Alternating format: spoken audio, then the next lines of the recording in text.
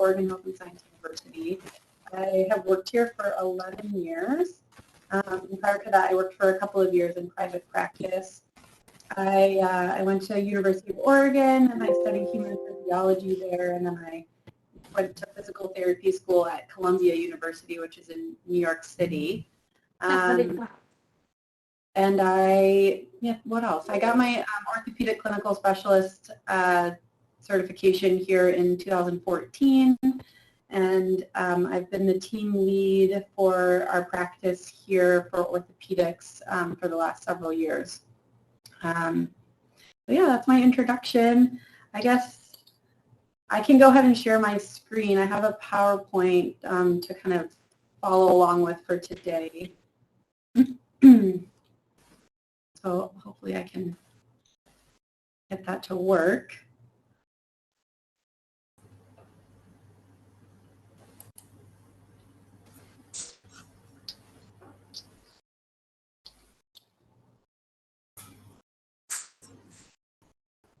Sorry, this happened to me last time I did a presentation. I had trouble finding my PowerPoint, but let me see if this will work. Oh, yeah, it's coming up. Okay, but that's not my presentation, so hang on one second here. It's blank. Yeah, I know.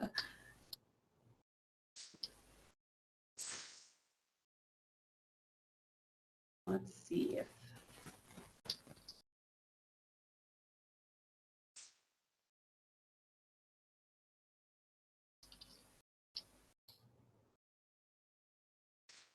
sorry, you guys.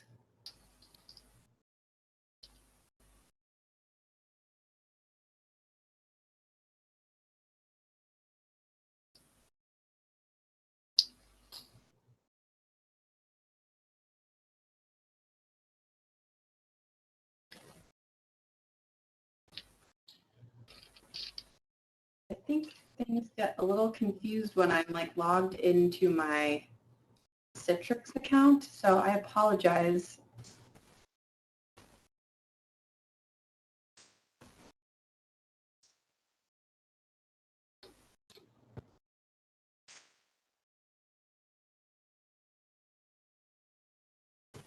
So Connie, I wonder if, can I email it to you and maybe you can help me pull it up? Would that? For sure. Okay, let me try that really quickly. Problem.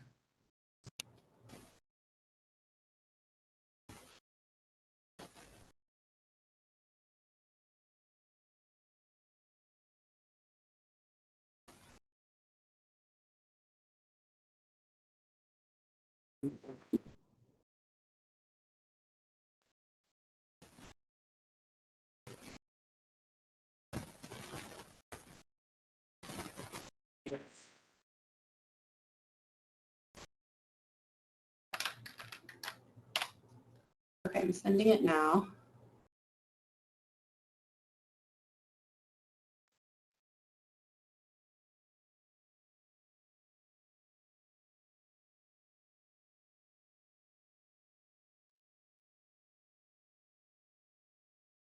Thinking.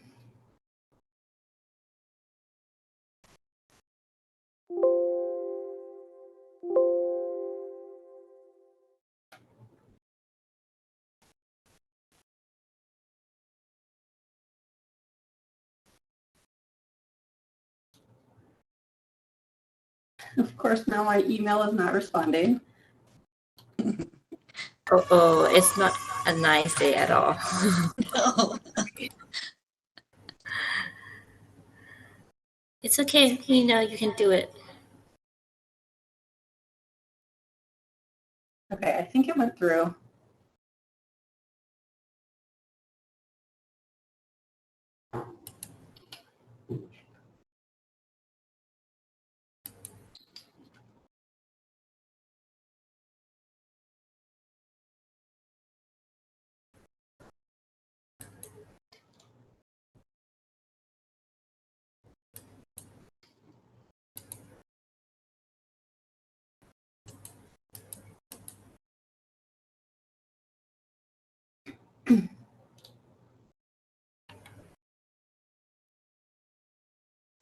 Okay, I'm just pulling it up.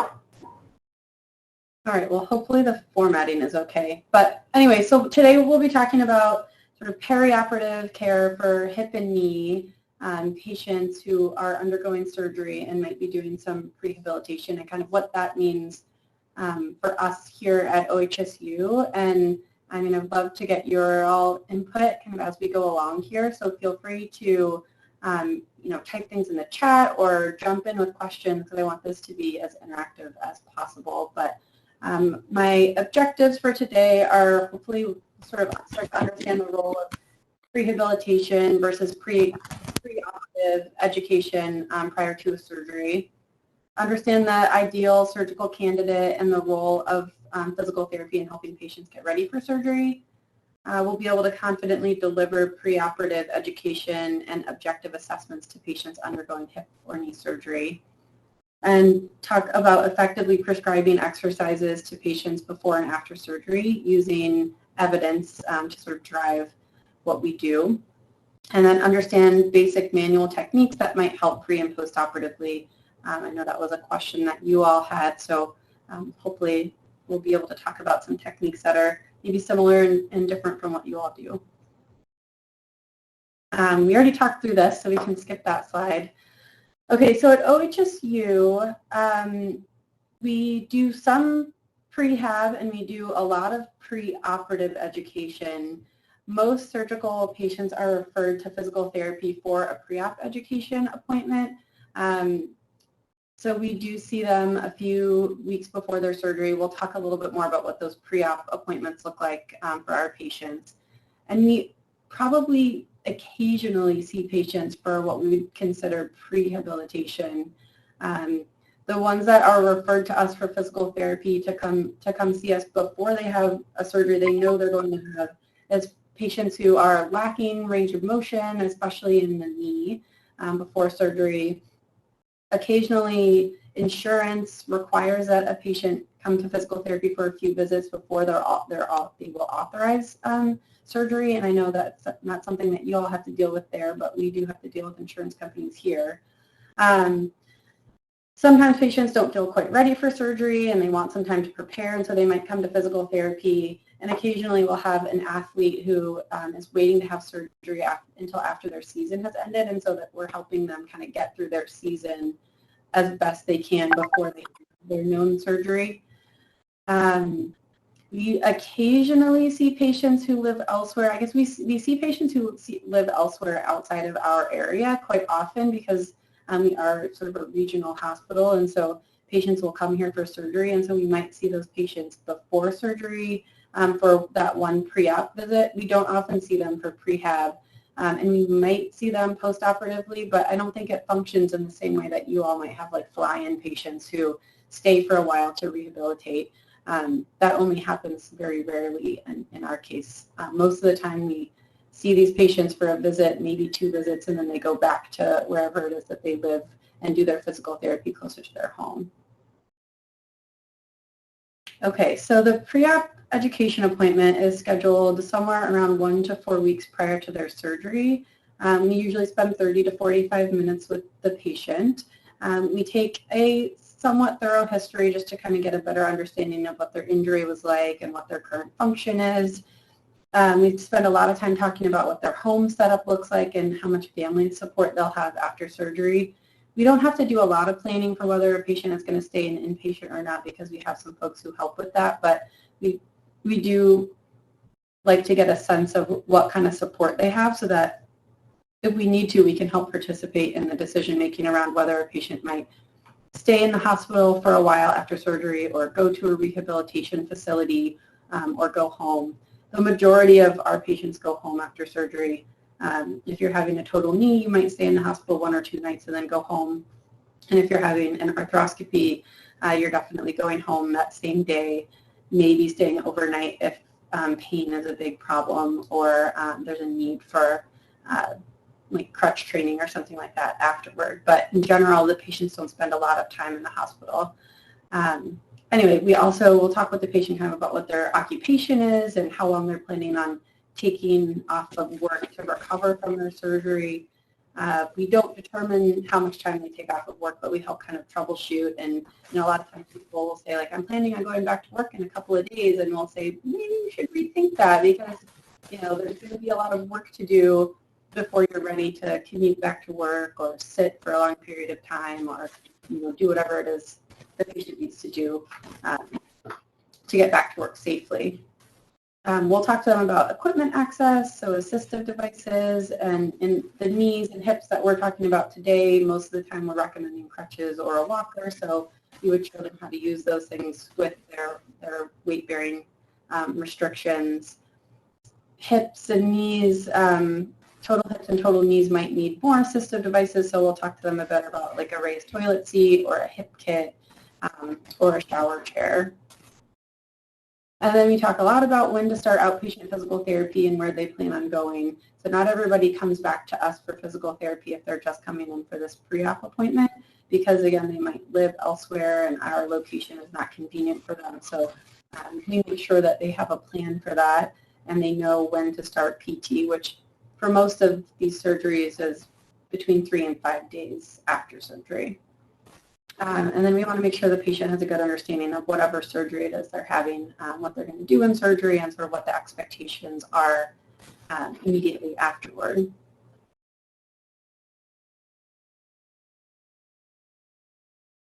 So after we talk through those things with the patient at that pre-op visit, we'll do a brief objective examination where we'll look at range of motion. So if they're a knee patient, we would look at, how well can their knee straighten out currently, how much flexion do they have, how does that compare to their other side.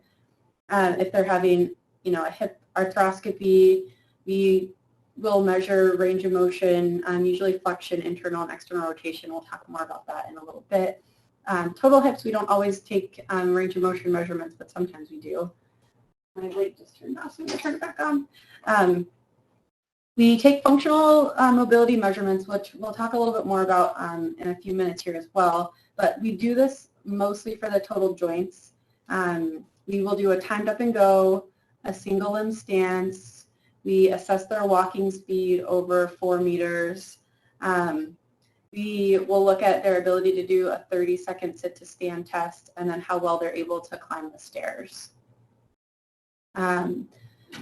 For folks who are having total knees, one of the things that we've started recently doing is taking swelling measurements. So we do that preoperatively and postoperatively. This was sort of at the request of one of the surgeons and I think a medical student who sort of brought up the idea that in total knee replacements, sometimes some of the lymph nodes are removed just because of where they sit relative to that patient's the components that they're putting in and what tissue they have to get through to get to the knee joint. And so because of that, there can be a risk for postoperative edema and lymphedema, so we want to be monitoring for that. So we started taking circumferential measurements on both sides, and then we also started using the SOCO device, which is pictured there at the bottom right. And that's a test that can be used for determining like body composition, including lymphedema. And I know next month, a few of my colleagues will be talking to you all about lymphedema, and I think they're going to talk a little bit more about exactly how the SOZO functions. But is that something that you all use in your rehab facilities, the bioimpedance device? Well, anyway, it's been interesting to kind of assess these patients pre-op and post-op. Not everybody who has post-operative swelling will have lymphedema, but sometimes they do. And so if we're finding that they do after surgery, then we send them off to see some of our lymphedema specialists so that they can make sure that that stays under control. I think oftentimes the initial treatment is compression socks and maybe some massage and exercise. And then if needed, they continue to monitor and if needed, provide more care going forward. And then the other things that we look at objectively on that pre-op appointment are muscle activation. So how well can they do a quad set? What does a straight leg raise look like? How well can they do a glute set? and how well can they activate their transverse abdominis. So not a comprehensive objective exam. We don't have a lot of time to complete this, and a lot of it is education. So we get a few baseline measurements that we can take again then postoperatively and go from there. Okay, next slide if you don't mind. Great. Okay, so I thought maybe we could, this is early in the presentation, but maybe we could just do a little quick physical challenge. So like I said, one of the tests that we do is a 30-second sit to stand. So I was thinking that we all could stand and we would time ourselves and do a quick 30-second sit to stand, and you all can tell me who you think wins the challenge, who can do the most in 30 seconds. Does that sound okay? Does everybody have a chair?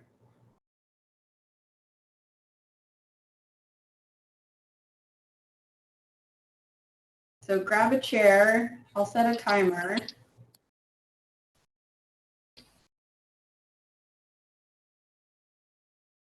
You guys ready?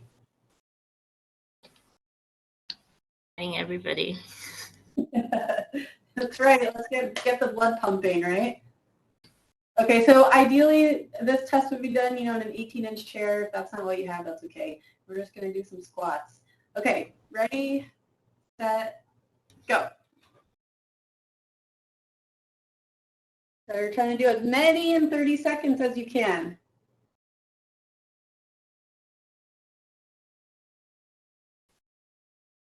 We're halfway there.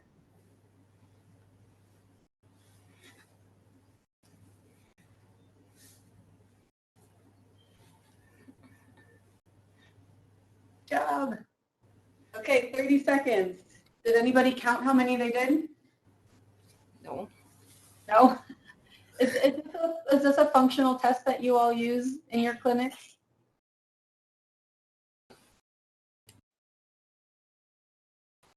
Well, this is, if not, this is a test that, we have standard norms for. I have them pulled up on another slide coming up.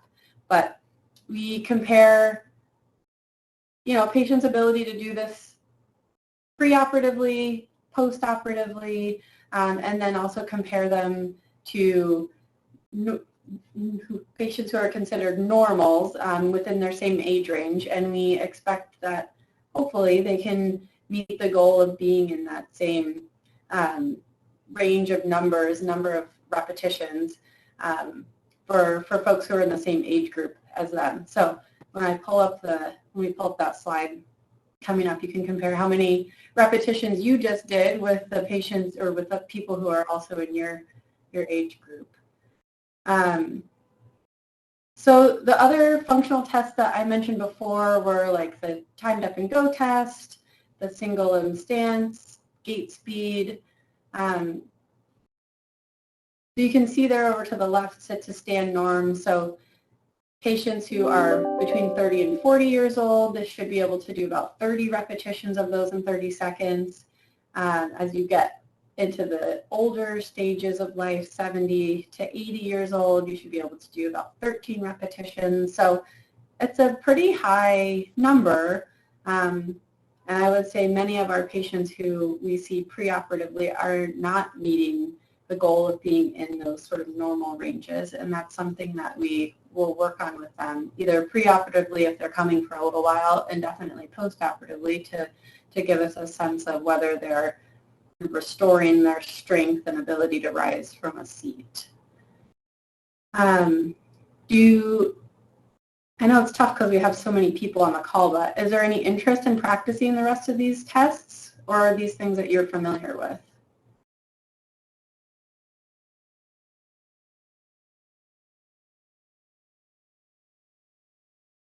Like the timed up and go, is that a test that anyone has done before? We lose ton.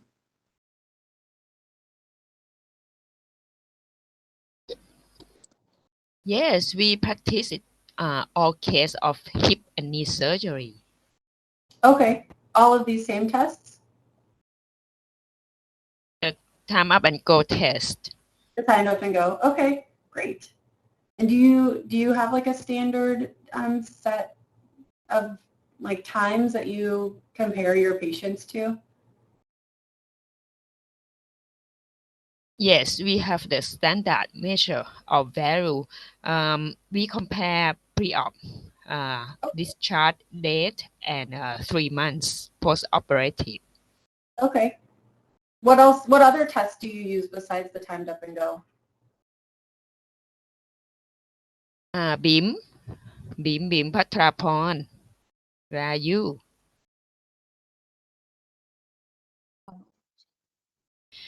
Sometimes we do the 5 times sit to stand. Okay. Measure the time. Yes, we did that. We used to do that test, and then we thought about maybe using some of these functional tests as a way to in like data collection. And the problem we ran into with the 5 times sit to stand was that if someone couldn't do it, you couldn't really document that they weren't able to complete the test. And so that's why we went to the 30-second sit to stand, because if someone can't do it, you can document that they were able to do 0. But the 5 times sit to stand is a good test as well. Okay, great.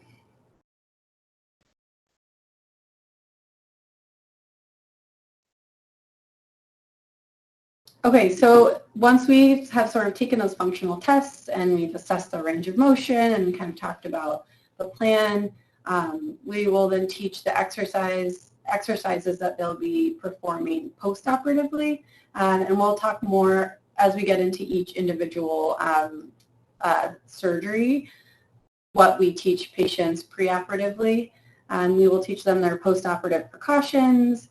That is most important if someone's having a posterior hip. We have surgeons here who also do anterior hips, and they no longer require precautions for those patients, but they still do use posterior hip precautions. Some of the knee patients will have range of motion restrictions if they're having a knee arthroscopy, like a meniscus repair would be limited to 90 degrees of knee flexion for the first 4 to 6 weeks. And so we teach patients how to bend their knee, but only within what's allowed. We'll teach them their weight-bearing restrictions. That comes into place both with the knee and hip arthroscopies, but not with the total joints. And then activity restrictions, things people shouldn't be doing as they're immediately recovering from surgery. And then we'll do some gait training. So we'll teach them how to use crutches and walker, and how to maintain their weight-bearing precautions if they do have them. A lot of times it's a surprise for the total knees and total hips to learn that they can actually put weight on their leg and that the surgeons want them weight-bearing immediately. So we make sure that they know that. And then we'll do stair training so that they know how to use their assistive device going up and down the stairs, especially if they have stairs at home. Okay, so in a perfect world, if we had our choice, I think that in these pre-op appointments, even if they were only going to be a one-off appointment, we would love to do more baseline assessment that we could then retest post-surgically. So like we have the Biodex isokinetic machine here, and I think some of you all have that there, if I remember correctly. And so it would be awesome to be able to Biodex these patients before surgery, but there's just not enough time in our appointments preoperatively. It would be great to do a wide balance test, which I believe you all use, at least in some of your clinics. I'd love to do more handheld dynamometry, which will come up a little bit more later in the presentation as well. But again, just to have a better sense of what their muscle strength is like preoperatively. And more functional testing, especially for the arthroscopy patients, because we don't do a lot of the timed up and go or balance assessments on those patients, partly because we just don't have the time, and some of those reach sort of a ceiling effect, like timed up and go isn't really great for patients who are functioning pretty well and are on the younger side. So anyway, in a perfect world, that's what I'd love our pre-op assessments to look more like. Okay, so rehabilitation, what this means to me is physical therapy done months to weeks prior to surgery to help a patient better prepare to have a good result after surgery. So strategies that we would use would be range of motion activities to make sure that they have full range in whatever joint they're having surgery on, muscle activation activities, getting their cardiovascular system prepared to have surgery and to be less active in that immediate recovery time, and then patient education so that the patients have a better sense of what it is they're going to be going through in surgery and then after surgery as well, what the exercises should look like and feel like. And sometimes before surgery you can, have patients have a better understanding of what things should feel like, which makes it easier for them to do it after surgery. Okay, so the knee surgeries that we primarily see here at OHSU, total knee replacement is definitely up there on the list. We see a lot of ligament reconstruction, a lot of ACLs, some PCL reconstruction, and then sometimes we'll see patients who are also having MCLs and LCLs, and oftentimes those are paired together, like they've had a multi-ligamentous injury. You see a lot of meniscectomies and a good number of meniscus repairs. We have one surgeon who does a lot of medial patellofemoral ligament reconstruction. Sometimes that's with a tibial tubercle osteotomy, and sometimes the tibial tubercle osteotomy stands on its own. And then we see a number of cartilage procedures that have various different precautions immediately after surgery, and then some fracture stabilization.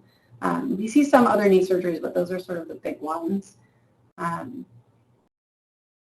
So with our knee arthroscopy patients, this is the handout that we give to everybody who's having a knee arthroscopy. And sorry that the words are small, but I wanted to at least include the pictures on here. So when a patient comes in for their pre-op appointment, these are the exercises that we're teaching them to do after surgery. So we teach them how to ensure that they're getting their knee extension back by doing a heel prop and a prone hang. And then we teach them what we would like them to do to get their knee range of motion back into flexion. And so they're doing a heel slide, as you can see in that third picture, a heel slide with a strap to assist the range of motion, and then lying supine, and if they can, putting their feet up on a wall and sliding downward, or at the very least, like lying on their back and grabbing on with their hands to allow the tibia to get closer to the femur. So those are the big range of motion exercises. I would say it's rare that patients aren't allowed to work on getting their full extension back, but occasionally patients are not allowed to get their full flexion range of motion back right away. And if that's the case, then those last two exercises where they're bending their knee, we'll just make sure that they understand that they're limited in their range of motion. And typically the stop is at 90 degrees, but sometimes it's a little bit different depending on what procedure they're having done. And then on the other half of that page, we teach them ankle pumps. We teach them how to mobilize their kneecap so that they're not getting too stiff there. And then we teach a calf stretch, a quad set, and then progressing toward a straight leg raise.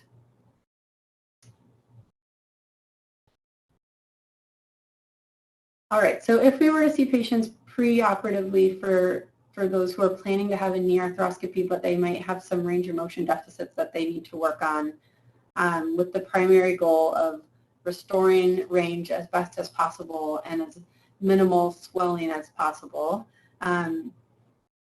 Some strategies that we would use to work on that range of motion would be these heel prop and prone hang exercises that you see over there on the left, working on wall slides and using the stationary bike to try to get more range of motion, and then some manual techniques. And we'll talk more about those again a little bit later and maybe practice a few of them if you all are up for that. But mobilizing the tibia, mobilizing the femur, rotational mobilizations, patellar mobilizations.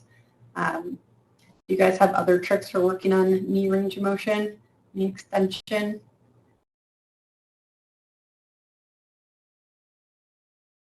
I find that knee extension is incredibly important, and the better patients are at working on it and the more they can tolerate getting into these positions for prolonged periods of time, the easier their recovery is both before and after surgery.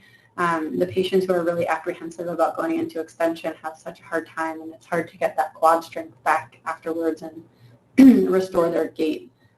So I find this to be a super important part of what we do.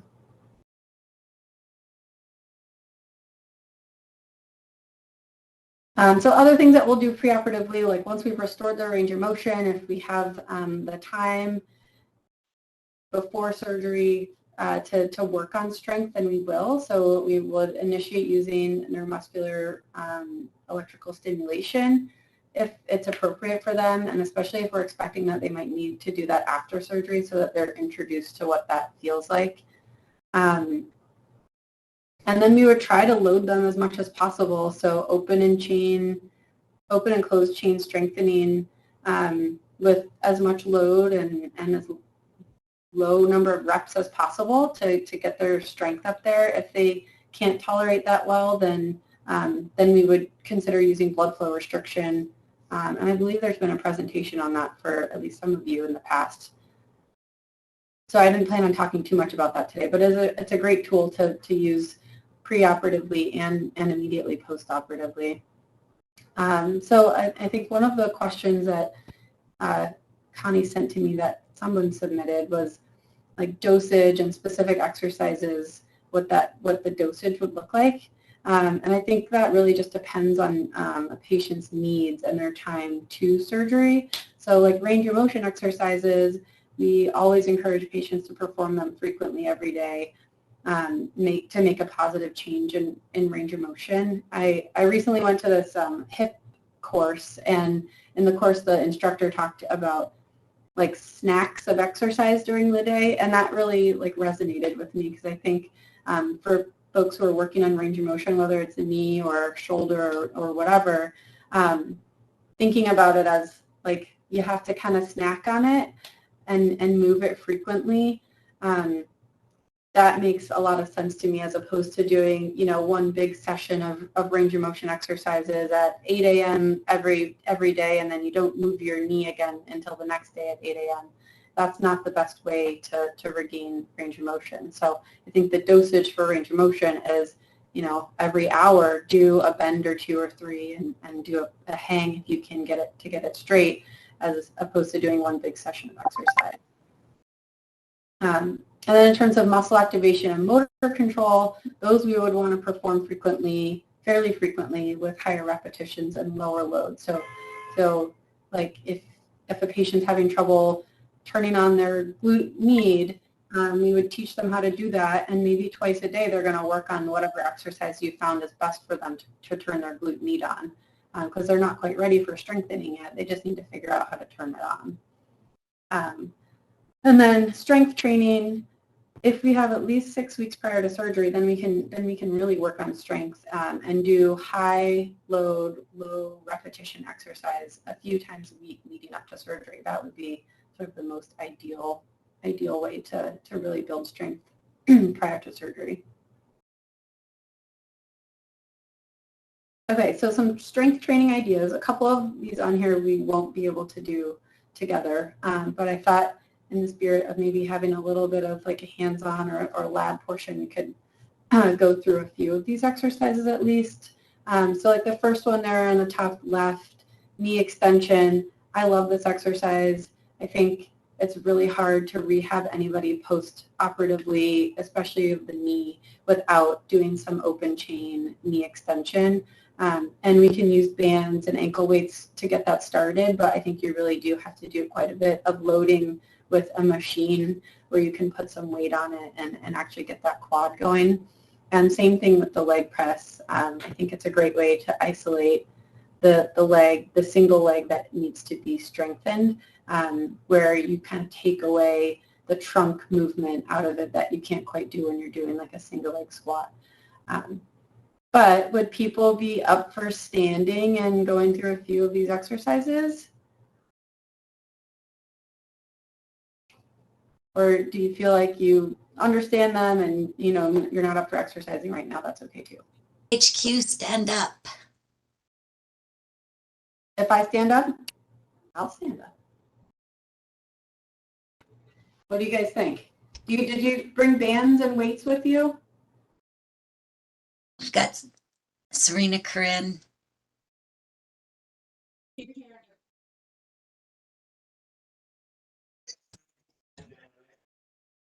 Can BHQ hear us? Sunny, you hear me? Mm. Okay. BHQ Have your- prepare already. Have your group stand up. Okay. Group stand up. All right, so let's try first a single leg squat to a chair. So,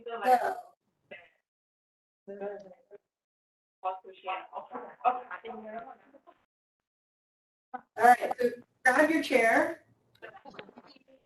stand on one leg, and see if you can slowly lower yourself down into that chair. Tap the seat, and then rise back up. You want to make sure everything is all lined up. Toes are straight, knee is tracking over the toes, and then you can control the motion.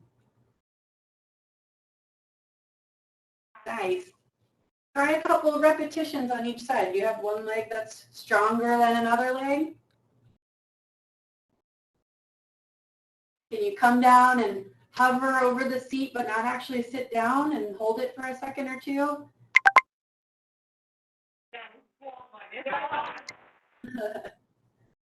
How's everybody doing? You guys use this exercise?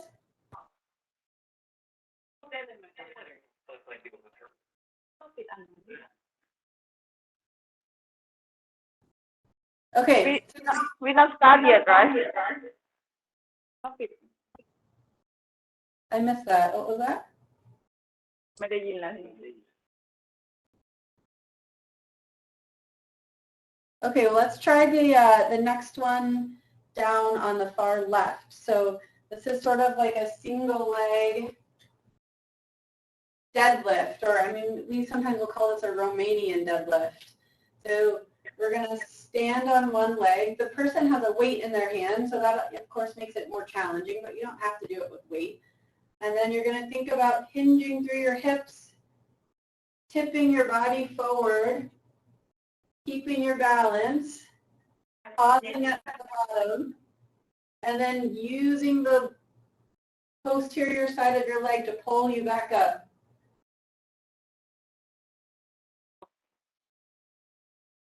Nice. If you put weight in your opposite hand, then that's going to challenge your glute med a lot more.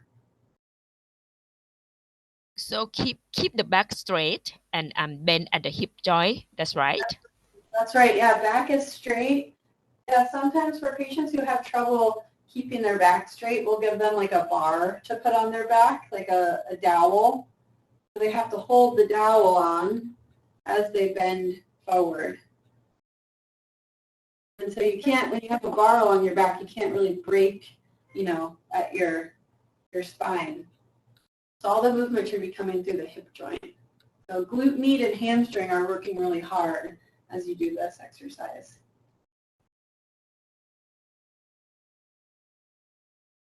I like the in sync.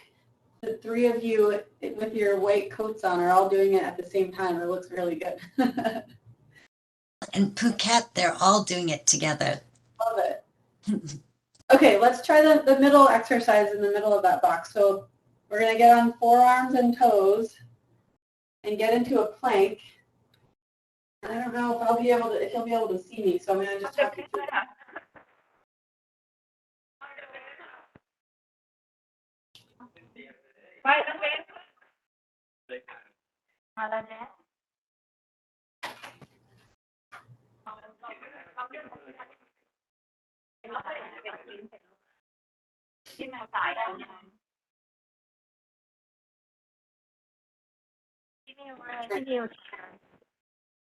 So do you all have enough space to have at least one person get down on the floor?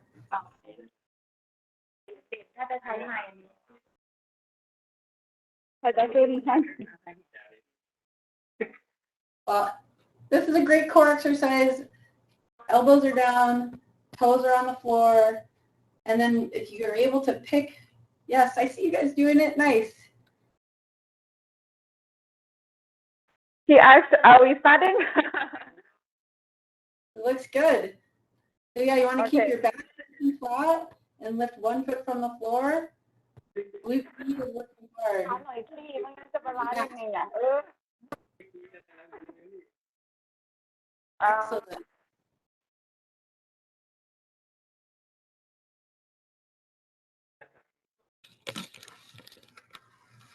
Let's see if this will work. ทำไปเรื่อย Sorry, normally they don't do regular exercise. Good job, you guys. ๆโอเค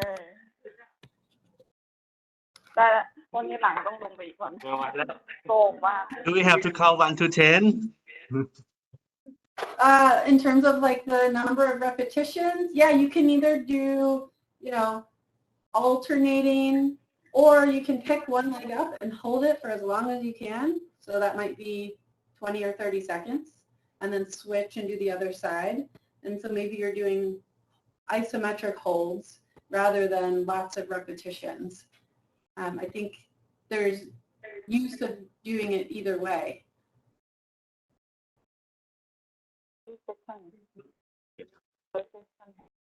Okay, and then does someone want to try the side plank exercise? So you're getting onto an elbow and have a knee down. อ่ะมาลองให้ไปแทน Hey.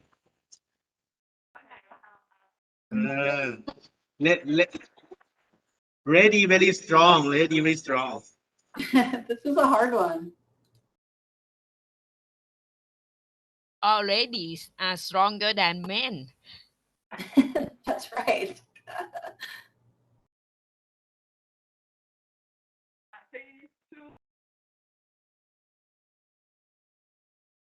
Okay, change my background and maybe I can get down here and do this.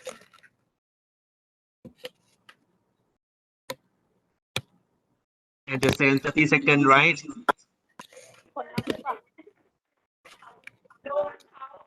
Yeah, that looks great.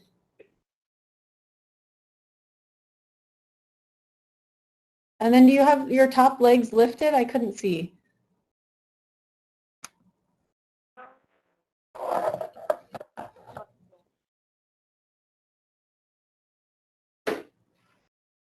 All right, can you guys see me back here? Is this to strengthen transverse abdominis muscle? So transverse abdominis will be doing some work, but really this is more for gluteus medius. So your abdominal muscles are definitely contributing, but the reason I give this exercise out regularly is to target glute med. So glute med, especially of the leg that's down, has to work really hard to stabilize the pelvis on the core and the limb. And so that bottom leg is getting a ton of work. And you could, for patients who maybe can't do the leg lift, you just keep your knees together, and that's going to be hard enough for that bottom glute med. So you would want people to do both sides. But eventually, if they get strong enough to, then you would work up to being able to do that leg lift. Does that make sense? Yes. How does it feel? Exercise in the morning.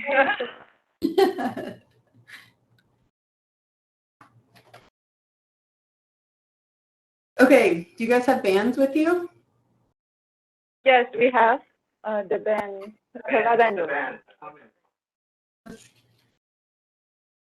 So if you make a loop, if you don't have loops already.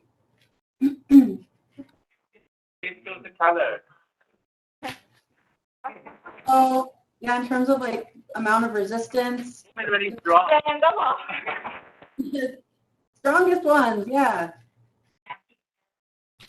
Okay, so you're going to put the band on around your ankles. So both feet will go into the band.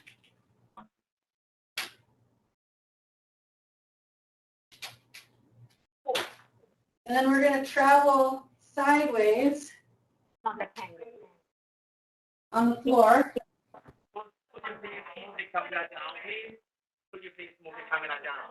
Yeah, let me see if I can do it. Realize that I don't have a great place to put it when I bring it down here.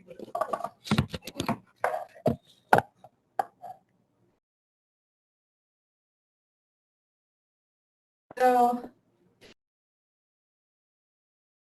I like to teach it in a squat. You don't have to be in a squat. You can do it with straight legs. But you want, again, everything lined up, facing forward, trying to minimize how much lean you get side to side. And then you're keeping a little bit of tension in the band as you travel to the side. Because if you bring your feet all the way back together, then you're giving a break to the muscles. So maintaining tension on the band as you step side to side. You can change the location of the band. You know, the further away from your hip it is, the harder it's going to be. So if you put it around your feet, that makes it even a little bit harder. You get a little E version of the foot. So when you have ankle patients, this could be a great exercise for them as well. Sometimes people put the band around their knees, and that generally gets good muscle activation too. But I tend to have people put it around their ankles.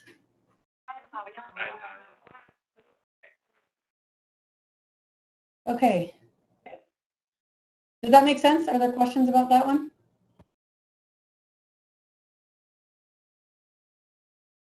All right, should we try these other two? I think people are up for more exercise. So that second one down on the right, for whatever reason, is sometimes called a Bulgarian squat here. And so what you would do is have like a bench or a chair and put one foot up on the chair and the other leg is forward. And then you're dropping down into like a lunge. Sorry if you can't fully see me.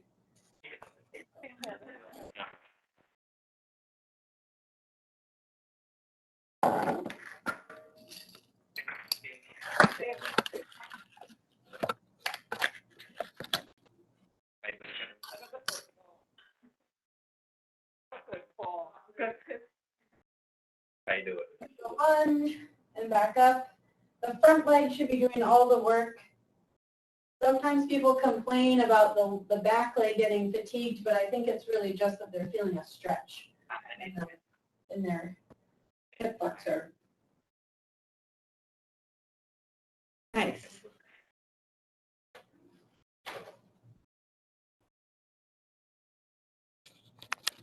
Good work, everybody.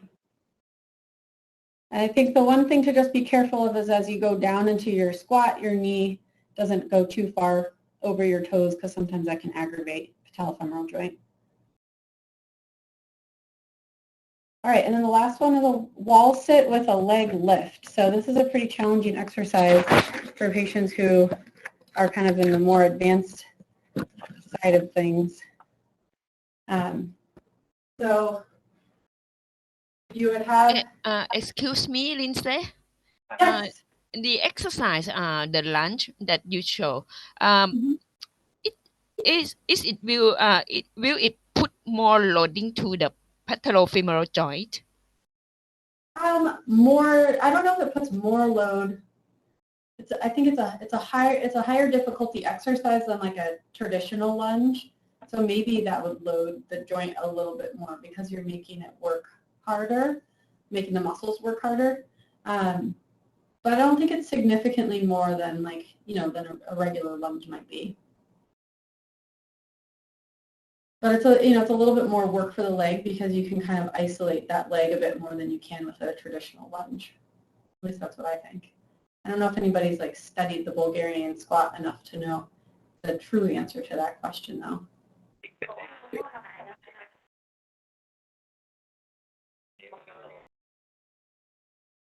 Good question, though.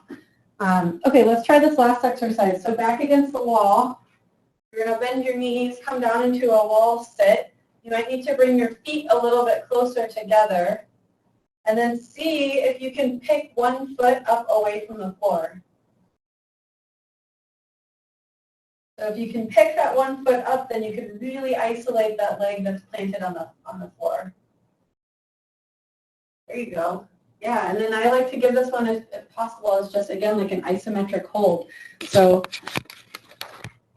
you're just asking them to work for as long as they can, maintaining that position, and then relaxing or doing the other side.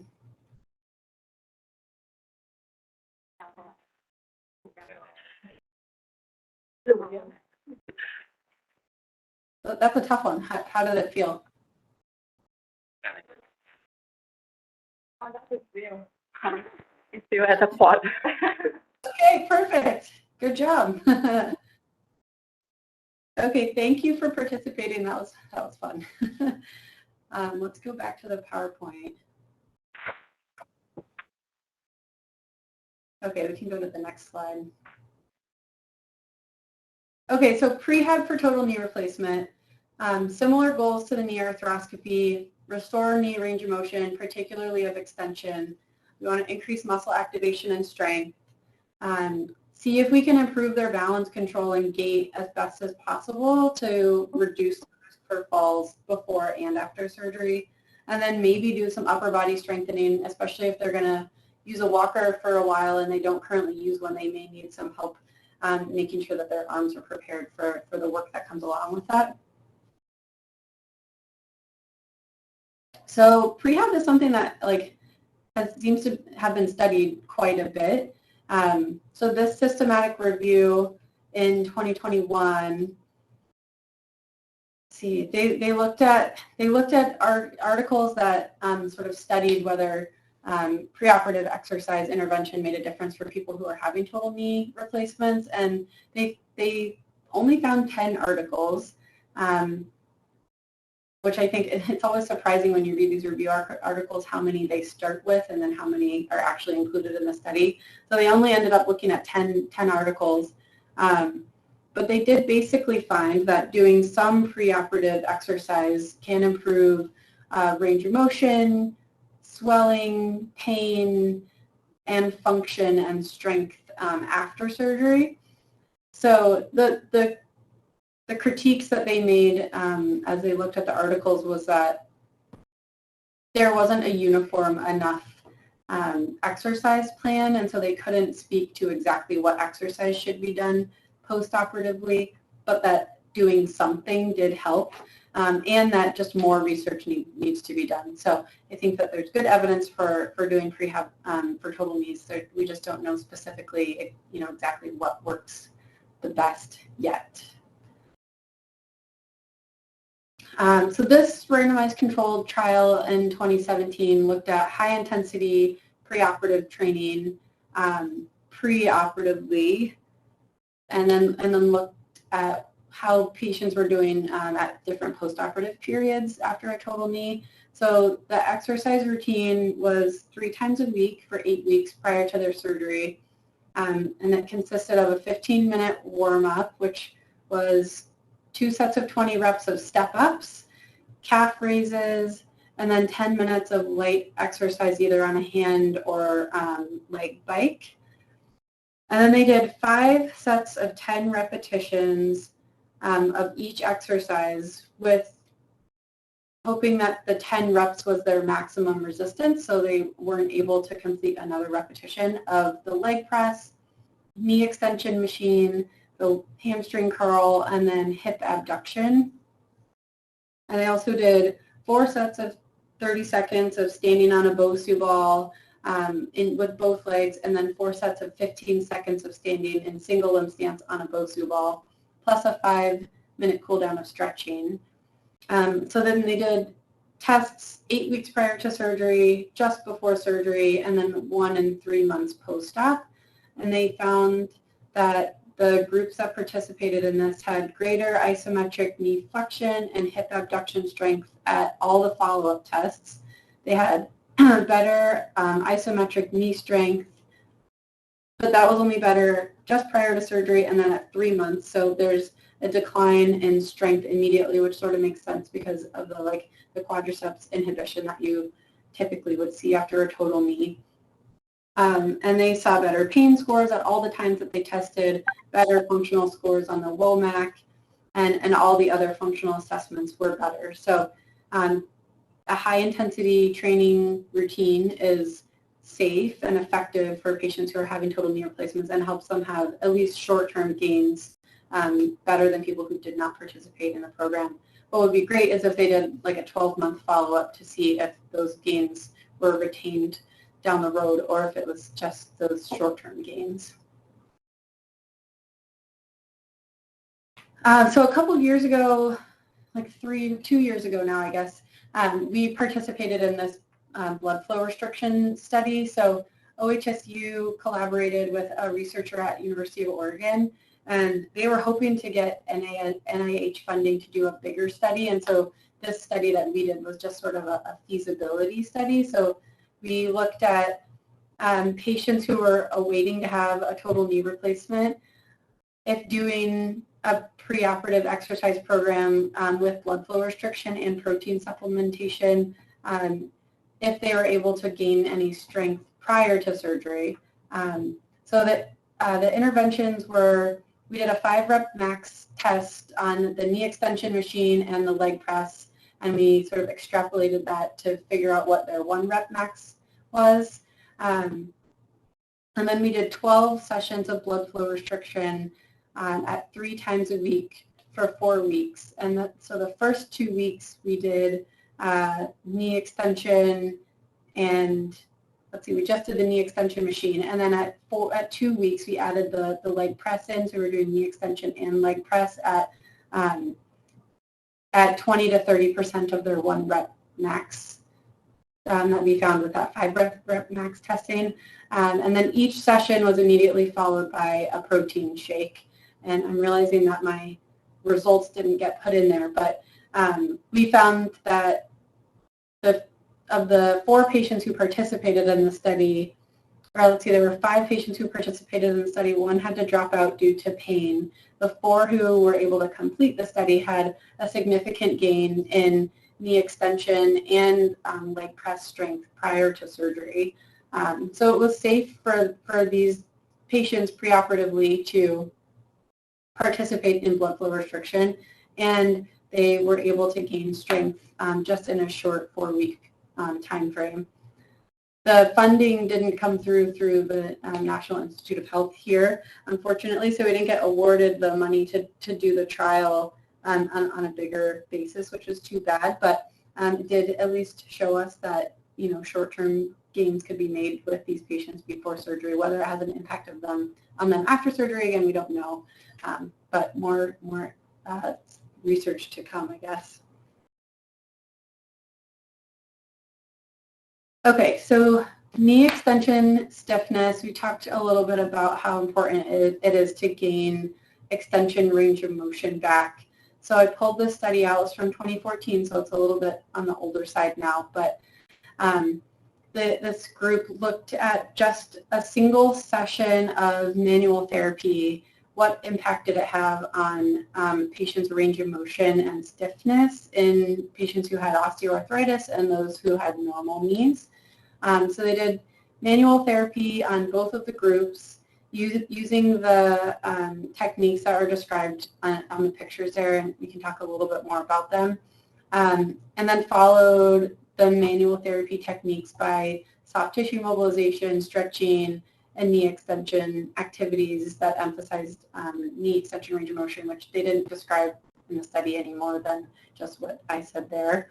So they did 6 different types of mobilization. They did a straight-on extension mobilization in grade 4. They did extension with adduction in slight external rotation. They did extension and abduction in slight internal rotation. And then they did a grade 3 extension mobilization, which you can see on the 4th picture, the second one on the right. And then they did rotational mobilizations, grade 4, and extension with kind of like a valgus force at the knee, at the tibia. In picture F there. So they found that in a single session that they improved by an average of 3 degrees of extension in the group that had osteoarthritis, and there was no change for those patients who had normal knees. So even just a single session of manual therapy can make, 3 degrees is not like a huge amount in the grand scheme of things, but 3 degrees in a single session, and then if they're able to maintain that, and then you gain another couple of degrees the next time you work with them, could be meaningful over time, especially for these patients who have, somewhat of a knee flexion contracture. So are these techniques that you guys use, are they similar to like the manual therapy that you might do for patients?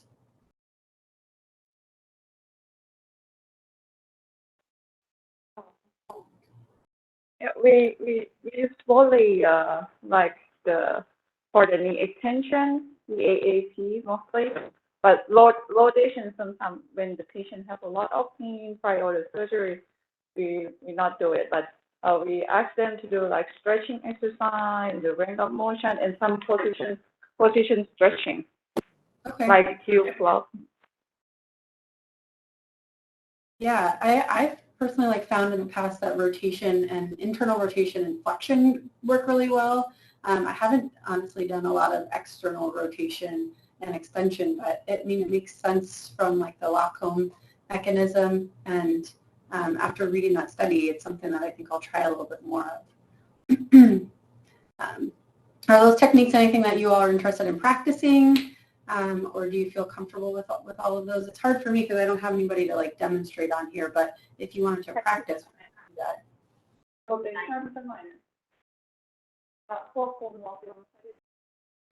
ที่เรามีใครทำเหมือนที่เขาโชว์รูปไหม เรามีทำค่ะแต่ว่าที่เหมือนแจ้งไปไม่ค่อยได้ทำโฮมล็อกของexternal rotation กับ rotation ค่ะอาจารย์ก็เลยอยากให้เขาช่วยสอนตรงนี้เพิ่มค่ะ Oh, okay. Normally, we don't do like the picture you show us. So, would you please demonstrate the technique? Yeah, I can try. It's a little bit hard because I don't have another knee to like practice on. But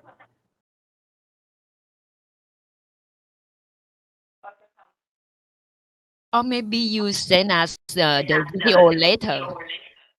what's that? Maybe you send us the video later after the lecture. Oh, okay. I could try to do that. Yeah, I can do that. I'll have to just put something together.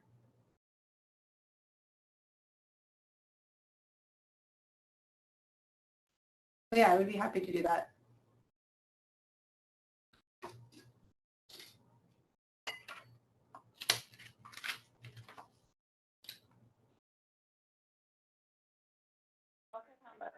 normal แต่ไอ้สกรูโฮมไม่คันเซอร์มาเราไม่ค่อยได้ทำเพราะเรากลัวเรื่อง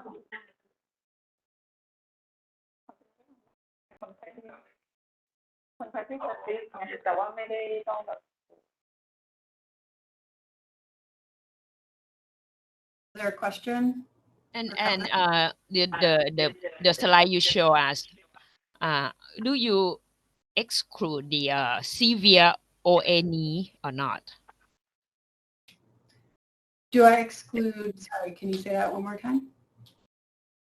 I mean that do you do this technique to the severe OA knee patient? Oh, I think anybody who can tolerate it, I would do it with. Anybody who's lacking extension range of motion and will tolerate manual therapy, I think would be a great candidate for it. So I think it depends on the patient, but if someone has severe OA on X-ray, they would not be excluded in my mind from receiving this type of treatment. It just depends on if they can tolerate it or not. And how about the patient with like valgus and valgus deformity? With what kind of deformity? Yeah, valgus and valgus deformity. Do you also like mobilize them or The knock knee and They're not. Okay. Again, I would. I mean, I think if those patients are going to have a knee replacement, they're probably going to try to change the orientation of their knee a bit in surgery, but I still think it's important for them to try to regain that mobility back. And, honestly, if they're going to have surgery in a couple of weeks, like, I think it's okay to push them a little bit. If I don't want to cause pain necessarily, but if they can tolerate it, I wouldn't exclude those patients, I guess, unless they had a really severe deformity and laxity as a result of that.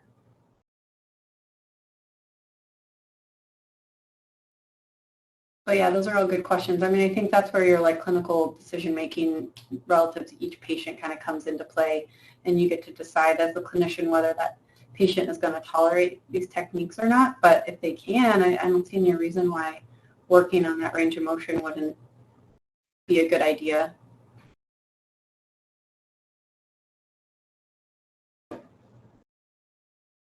Okay, maybe we'll move on, but if I'm able to put together a video and then you all have questions, you can feel free to reach out.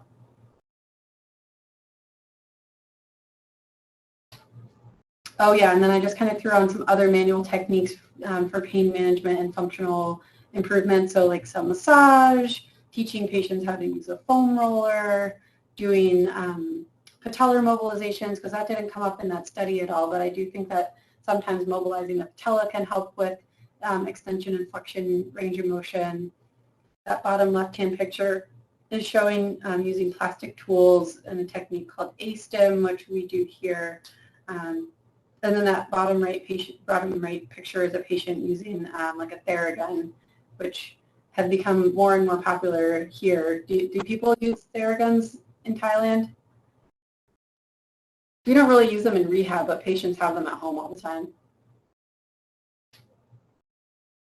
Well, they're like this vibratory device, and you can change how fast the vibration is, and it's just another way to mobilize soft tissue, I guess. But, you can buy them online or at some of the random warehouse stores here in the U.S.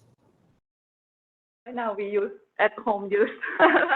Yeah, okay.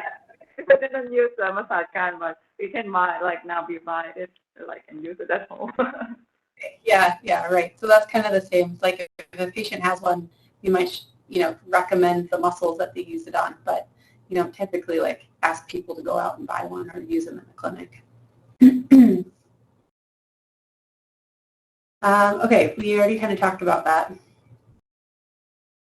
All right, so in 2021, the American Physical Therapy Association put together a clinical practice guideline for physical therapy practice after a total knee replacement. And so this was one of the articles that I sent you all. So hopefully you had a chance to kind of look it through. These articles are always a little bit dense because it's a lot of information, but I kind of, in the next couple slides, pull out at least what my takeaways were, and then you all are welcome to add in kind of what you took away from the article. So maybe jump to the next slide.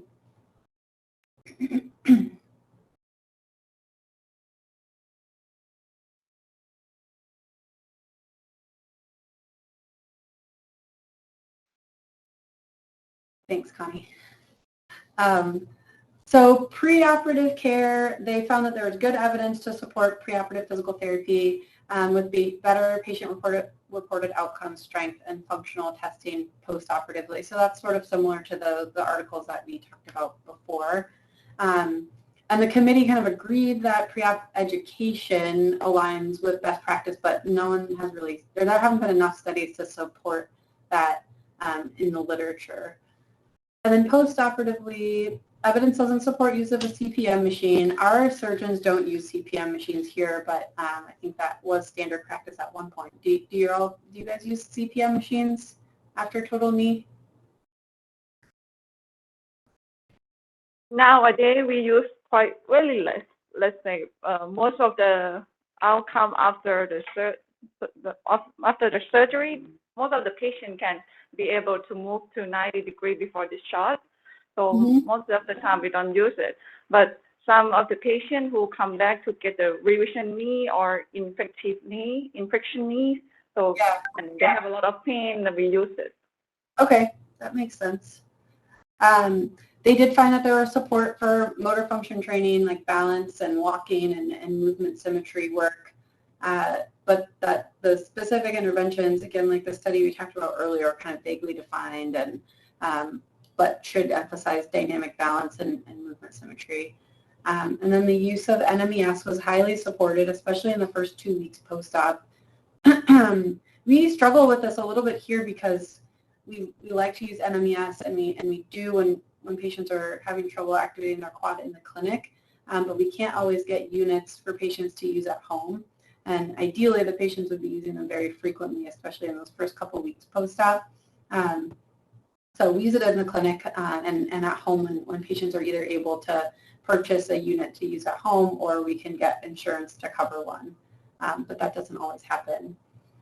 And then I put this with a question mark because I don't know this battery very well, but they talked about the quadriceps activation battery as a way to determine whether patients have good ability to engage their quads or not. And I was wondering if you guys had ever heard of that, or if you use it.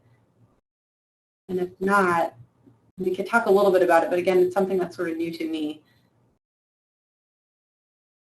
So I think it's whether a patient can perform a quad set. So can they engage their quadricep muscle? Are they able to do a straight leg raise without a lag? And then there's one other criteria that now I'm forgetting, but if they score, you score their ability to do those things, they can kind of do it and they're unable. And I think if they score below a 3, they're considered to have a quadricep lag, in which case NMES would be supported to use with the patient. So I'm going to look that up so that I know it better, and I will send it to you all after the presentation. Have you heard of that before?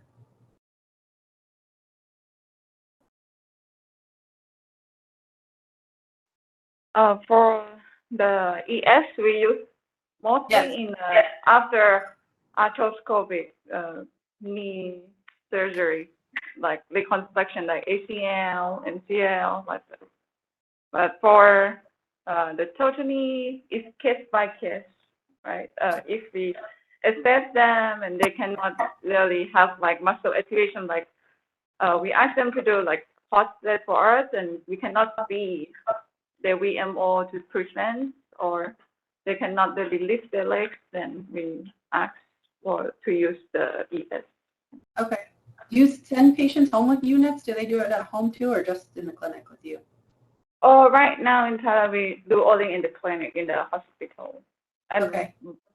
But the patient, like in neuro case, like stroke, most of the time they buy the machine to do it. But for this surgery, they don't. Okay, got it. Okay, so this study looked at the effect of progressive resistive exercise on balance control after total knee replacement. So they had a control group, and the control group was doing some exercise. They started at 2 sets of 10 repetitions and progressed to 3 sets of 10. They did open chain, quad sets, seated knee extension, straight leg raise, sideline hip abduction, and standing hamstring curls. And then they did closed chain, standing terminal knee extension, single limb stands, and wall slides. And then the experimental group did that same exercise routine plus a more progressive resisted exercise routine. So they did a progressive routine on the bike, adding resistance on the bike. And then they worked on going up and down stairs, progressing from a 2-inch to an 8-inch step. And then they did weight-resisted knee extension and knee flexion on the machine, using, again, their 10 rep max as like the target for how much weight they were using. And so the experimental group performed better at 7 and 9 weeks post-op on the sharpened Romberg test, the Berg balance test, and the STAR excursion balance test. So these patients had better balance, again, like a pretty short window, right? So 7 and 9 weeks post-op, great that they're doing better, but does that result in better balance down the road as a patient gets further and further away from surgery? This study did not answer that question, but I think, again, demonstrates that being a little bit more aggressive with how you exercise patients can happen sooner with total knees. So this was one of the studies that was referenced in that clinical practice guideline, and so I wanted to pull it out so that you could see some of the individual articles that they were utilizing as they came up with their recommendations. And then the next slide is one of the other studies that was, again, pulled out as part of that clinical practice guideline. So they looked at maximal strength training versus a standard rehabilitation plan after a total knee. They collected data before surgery, and then at 7 days, 10 weeks, and 12 months post-op. So they did have a longer kind of study time. So the maximal strength testing group exercised, they had 3 sessions per week for 8 weeks, starting on day 8 after surgery. And so their exercise routine looked like 10 minutes of a warm-up, either walking or cycling. They did strength training of 4 sets of 5 repetitions at 80 to 90% of their 1 rep max, with a focus on the high velocity concentric phase of exercise. They did 30-minute sessions, and then they also had separately 1 physical therapy session per week.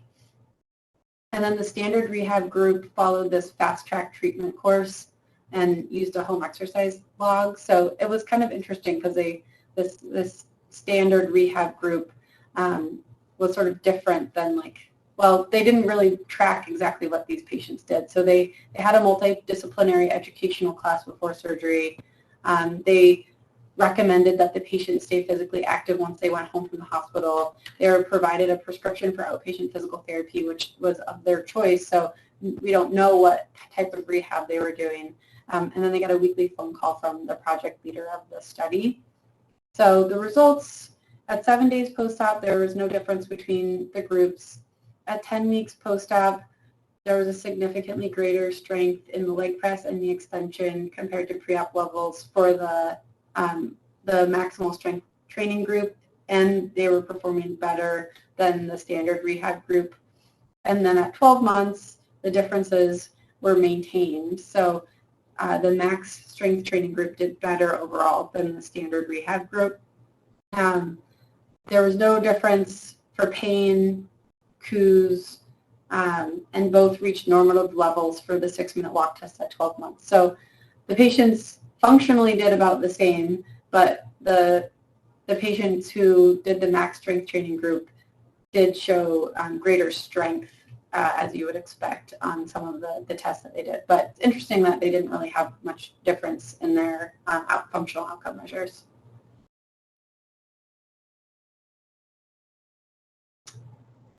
And this just shows sort of some of the differences. I think this is a little bit blurry, so sorry about that. But where patients were at. So it's interesting, like if you look at the first for the leg press, the maximal strength training group, they were able to move at 10 weeks 137 pounds on the leg press, and the standard rehab group could only move 88 pounds. So that's a pretty significant difference.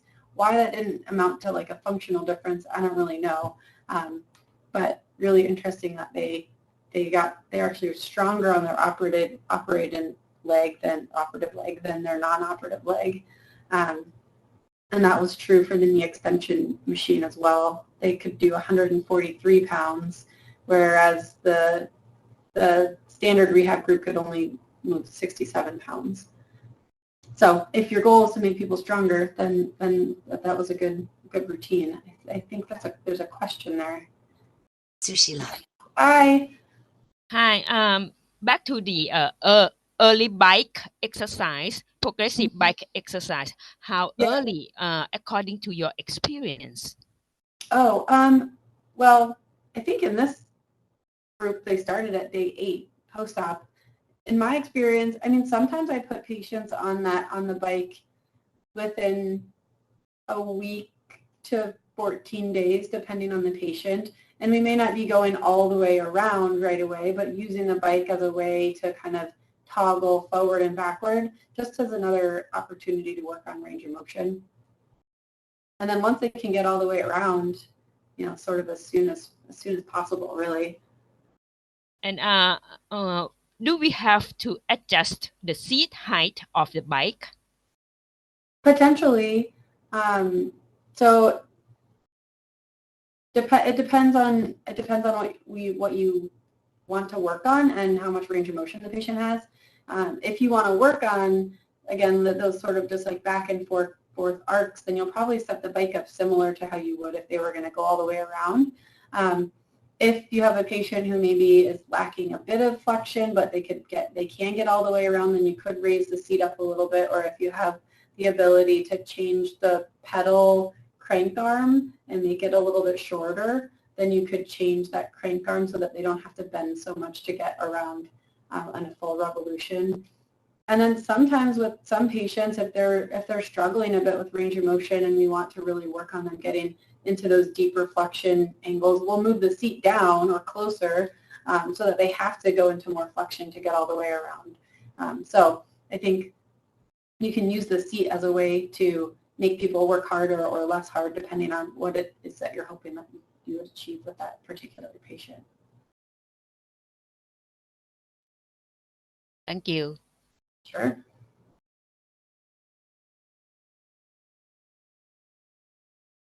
Okay, so what did you guys all think of the clinical practice guideline? Did it line up with how you tend to treat total knee patients postoperatively, or was there anything different from sort of your standard of care?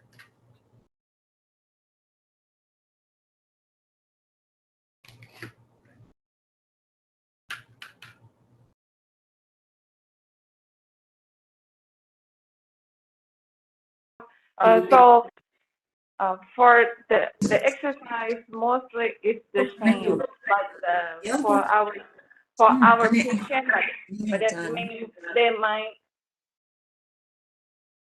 might start doing like active bicycle a bit later. ปิดนี่คือนี่ปิดถ้าปิดก็ปิดอันนั้นนะคะนั่นนะคะ I think we might be getting a little feedback from Let's another.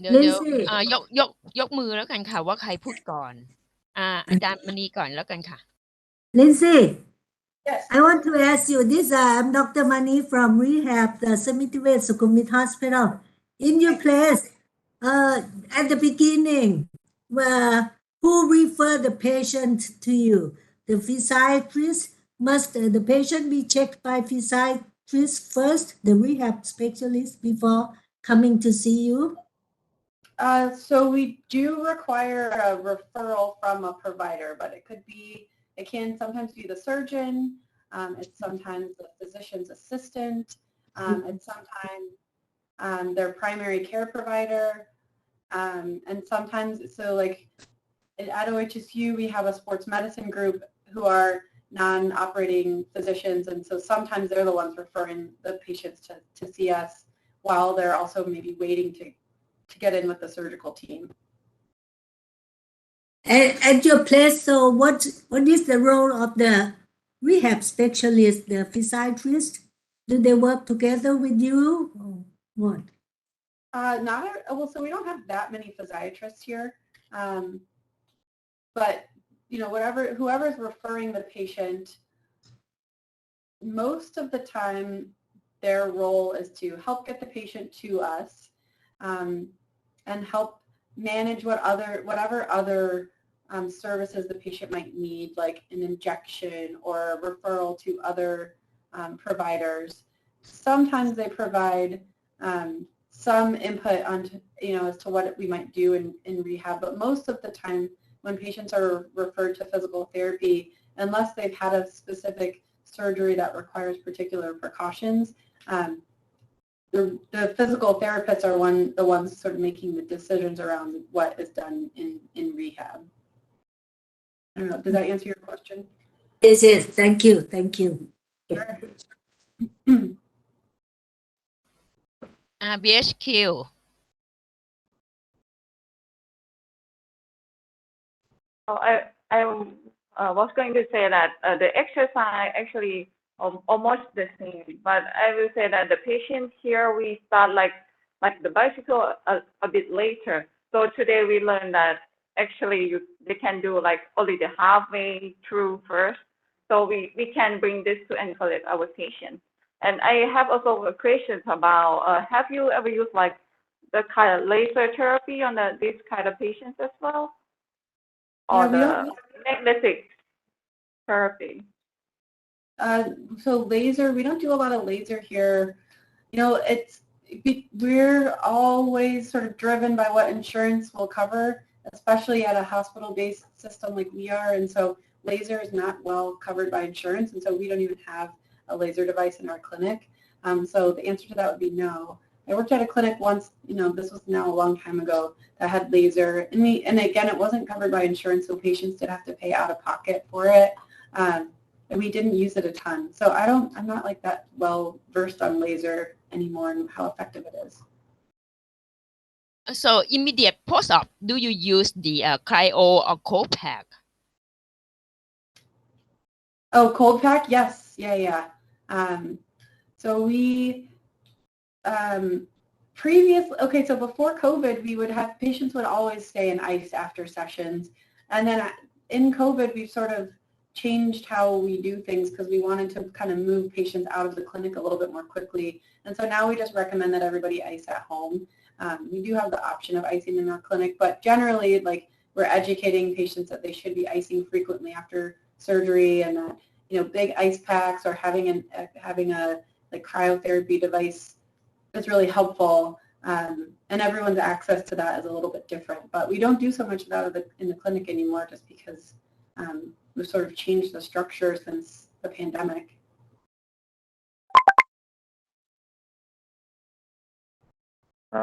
Excuse me, ma'am.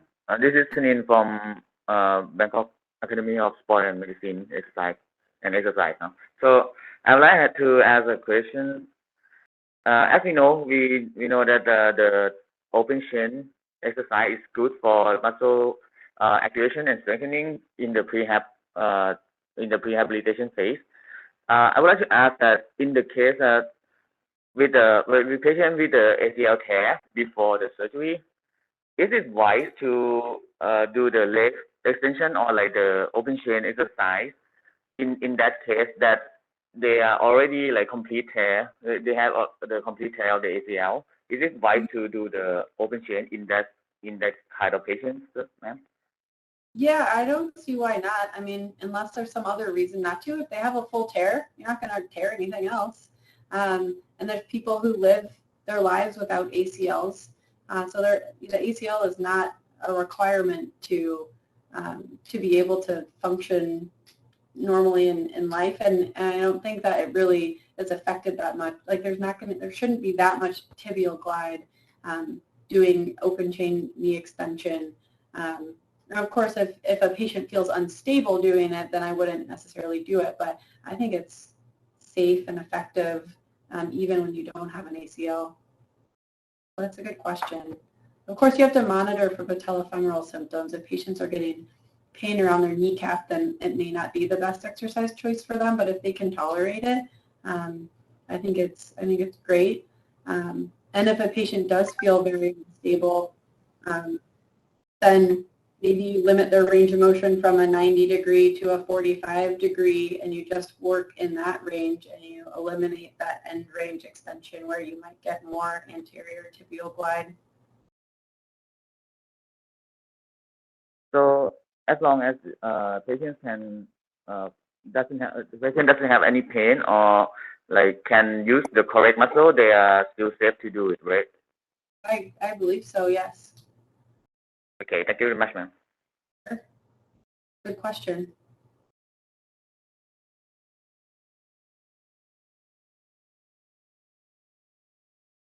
Okay, jump to the next slide. So now we'll talk a bit about hip surgeries. So the ones that we see most here would be total hip replacements, and then hip arthroscopies, and included in that would be labral repair and replacement, and then microfracture.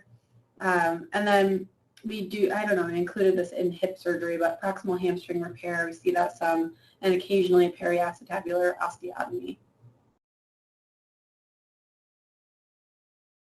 So for our total hips, this is the exercise routine that we're teaching them preoperatively. So ankle pumps, quad sets, glute sets, supine hip abduction, heel slide, and then a seated long arc quad. And we recommend that they try to do those exercises 3 to 4 times a day, starting the day after surgery, like 10 to 20 repetitions of those as they can tolerate it. And then in addition to that, they're doing a walking program, starting with 5 minutes, using their walker in most cases, and then progressing by about 5 minutes per week, working up to 30 to 45 minutes of walking, you know, a few weeks to months down the road. Okay, so then if we were to see these patients for prehab, what we would work on with them is to work on hip range of motion, hip strength, balance, and then how to improve their gait. So that might be recommending that they use an assistive device leading up to surgery, or just work to sort of normalize their gait pattern as best they can. So strategies that we would use would be like hip mobilizations, using long axis traction. We might do lateral joint mobilizations. I have some pictures of these when we start talking about the arthroscopies, so you'll see pictures of them later. And then maybe anterior joint mobilizations to help with hip extension. And in addition to that, we would maybe do some soft tissue mobilization and release techniques if that's something that seems like the patient needs. And then strength training focused on hip abduction and rotation, maybe hip flexion, and then potentially, you know, more distal muscles and the core depending on what the patient needs.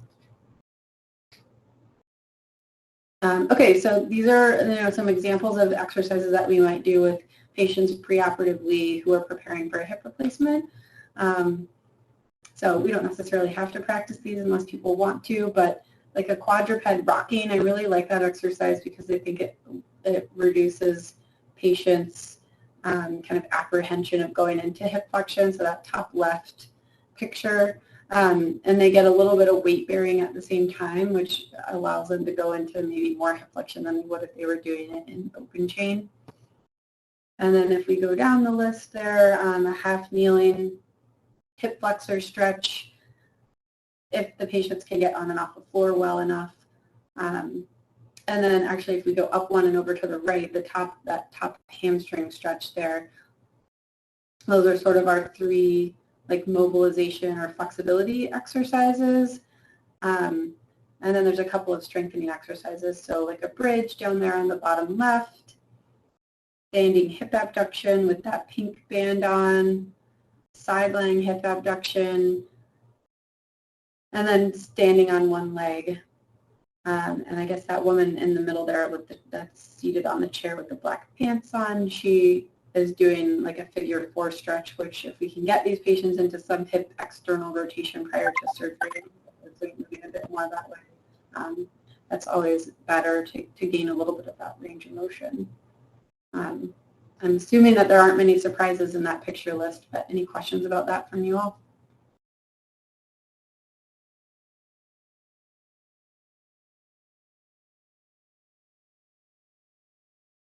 Okay. Okay, so post-op rehab for total hip replacements is kind of interesting here. The surgeons don't love a ton of physical therapy immediately, I think because they worry a bit about physical therapists being too aggressive. So like I said earlier, most patients stay about a night in the hospital, sometimes 2, unless they're really medically complicated, and then they go home. And in that time that they're home, they're doing those exercises that we talked about before in the pre-op education packet. And then we would see them again at 2 weeks. And at 2 weeks, we check in and make sure things are going okay. We review the precautions with them if they had a posterior hip to make sure they're not going in and moving into any of the directions that they're not supposed to. And at 2 weeks, we start a routine of standing exercises, which I'll show you on the next slide. And we try to work toward getting patients to progress onto a cane at that point. The surgeons don't like us to do any resistive exercises until they get beyond 6 weeks post-op. Along the way, we'll be retesting those functional tests, so we might do them at 2 weeks and at 6 weeks just to kind of check in. And then at 6 weeks, we would see the patients back again and decide if more physical therapy is needed, which I think most of the time patients will benefit from physical therapy going forward, especially because most of them have had pain for such a long time and have developed these movement patterns that aren't great. But it's not well supported by our surgeons here necessarily, so we have to sometimes talk the patients into staying with us beyond that 6-week mark. But if you go one more slide, then we'll see those 4 exercises. So these are the exercises that the surgeons have sort of signed off on, and they're okay with them doing these exercises at 2 weeks post-op. So a standing hip abduction, which they would do on both legs, so they're getting some standing on the surgical leg and the non-surgical leg. A mini squat at the counter, a march, and then a standing hip extension exercise. And then we would also progress the walking program to maybe add some incline or just progress the distance or change potentially the surface that they're walking on.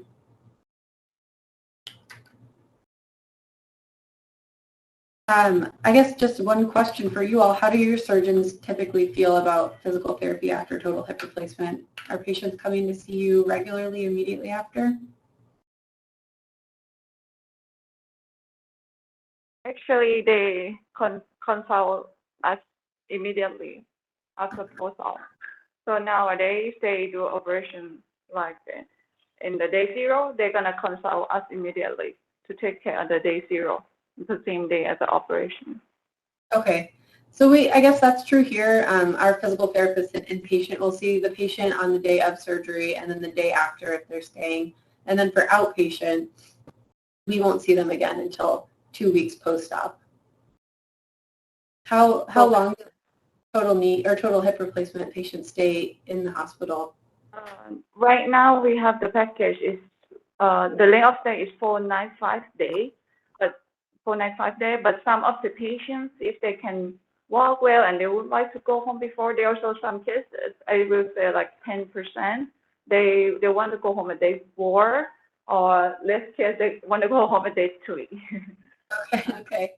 And then do they do outpatient physical therapy after? Yes, they can. If they would like to come, our specialist doctor gonna prescribe the program, and they just can come as an outpatient immediately after. Okay. Thank you. Sushila. Me again. Okay. Hi. I would like to ask about the hip surgery. You said that no resistive exercise before 6 weeks post-op. Does it depend on the technique of surgery?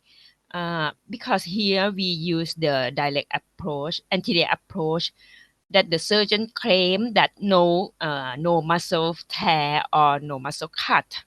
So can we early to use the resistive exercise for that? Yeah, I guess that would be up to your surgeon. So our surgeons still, even for the anterior approach, patients don't want us doing resistive exercises for 6 weeks. I'm not sure that that's the case everywhere. That just happens to be what our surgeons prefer, and I think it's a result of a couple of maybe bad experiences that have changed how they feel about resistive exercises, when in reality patients could probably tolerate them sooner. But that's kind of the rule that we have to abide by here, just because of what our surgeons prefer. And how about the bike exercise? Yeah, the bike, I think people can start early. Like I think even posterior hip percussion patients, depending on how they align the seat, again, if they can avoid 90 degrees, they can get on the bike. We start people on the bike sometimes at 2 weeks if they're a patient who understands their body pretty well and has access to a bike on their own at home. It's just a matter of making sure their alignment is appropriate. Okay, thank you. Yeah, thanks for the questions. Okay, so hip arthroscopy, pre-op education, we take range of motion measurements, so we look at internal and external rotation and hip flexion. We provide education regarding how they're going to maintain their 50% weight-bearing precautions with their crutches, that they're going to have to use the CPM. So this is a case where we do use the CPM for every patient. And the surgeon here who does arthroscopy recommends that patients use the CPM machine for 6 hours a day for 2 weeks. And usually we recommend that they don't do more than 2 hours at a time, but it's a lot of time spent in the machine. So they have someone who comes to their home and sets it up for them. And then we talk about the exercises that they're going to do, which are listed on the next slide, I believe. Yeah, so this is the handout that we provide to the patients who are having hip arthroscopy. So we recommend that they do ankle pumps and quad sets and glute sets. So those are kind of their active exercises that they can perform. And then the rest of the exercises are passive ones that we teach whoever's going to be home with them, whether it's a parent or a partner, teach them how to passively move their limb for them. So we teach hip internal rotation, which is down there on the bottom left, like a log roll, so neutral hip internal rotation. And then on the top right there, passive hip abduction, passive hip circumduction in both directions in a 30-degree hip flexion position, and then also in a 60-degree hip flexion position. And then we teach prone passive hip internal rotation and a prone quad stretch, which could be done with a strap or by the caregiver. And we recommend that the patients do those exercises 3 times per day for 2 weeks. And then they're coming into physical therapy in outpatient 2 times per week for the first several weeks to months.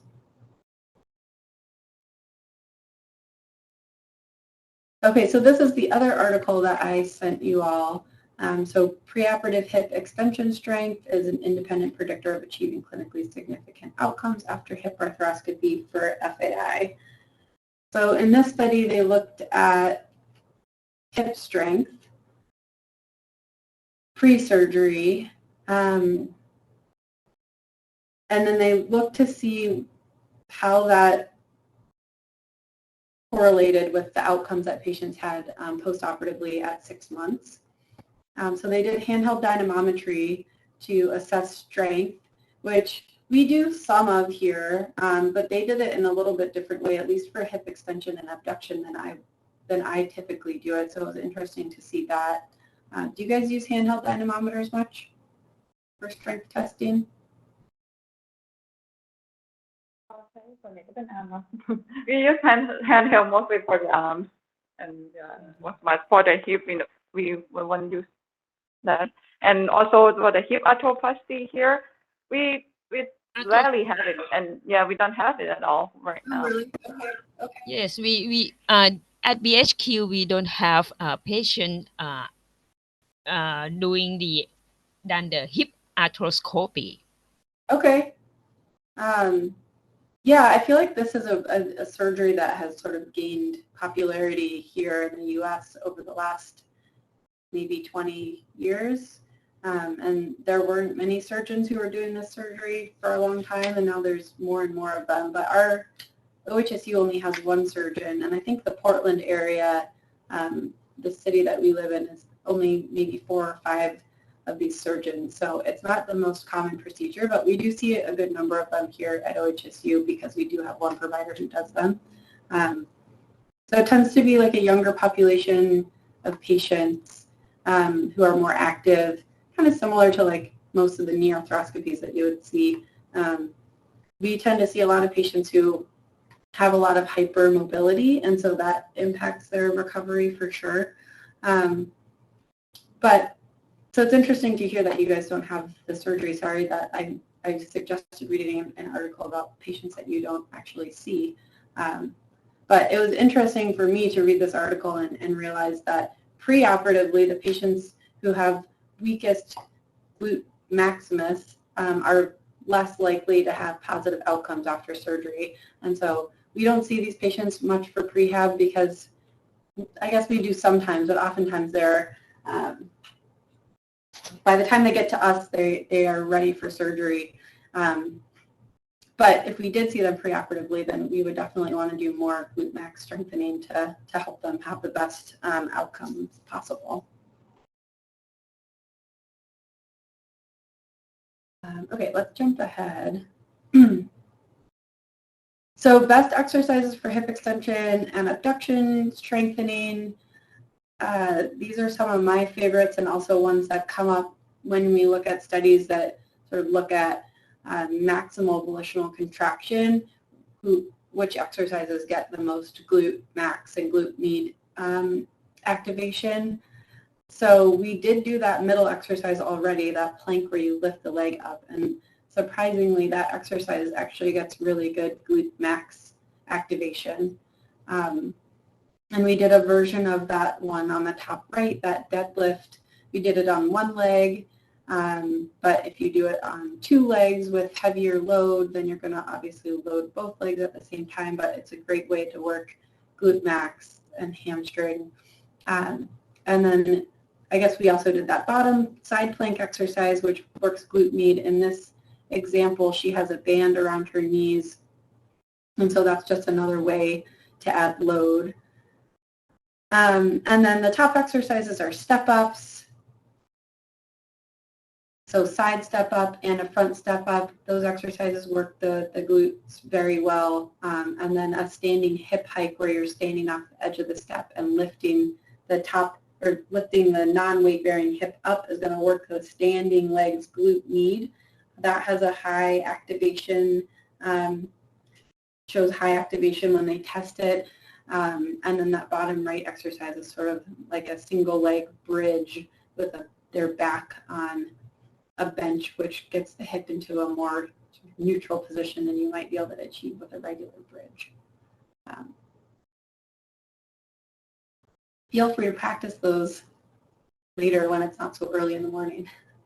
And then hip arthroscopy prehab, like I said, we don't see a ton of these patients preoperatively, but we want to work on getting their pain levels down, work on stability training, especially for those patients who are on sort of the hypermobile side of things, work on core and hip strengthening, and then mobility activities for those patients who need more mobility or might have a particular direction where they're stiff into.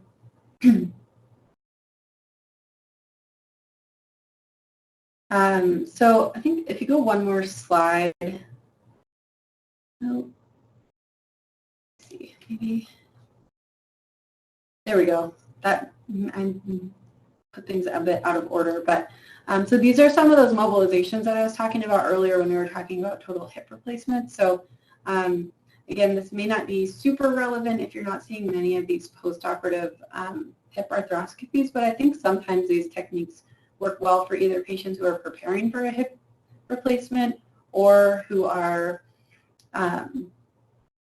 far enough out of their hip replacement to be able to mobilize their hip. So are these familiar techniques to you all, or is this not something that you do much of?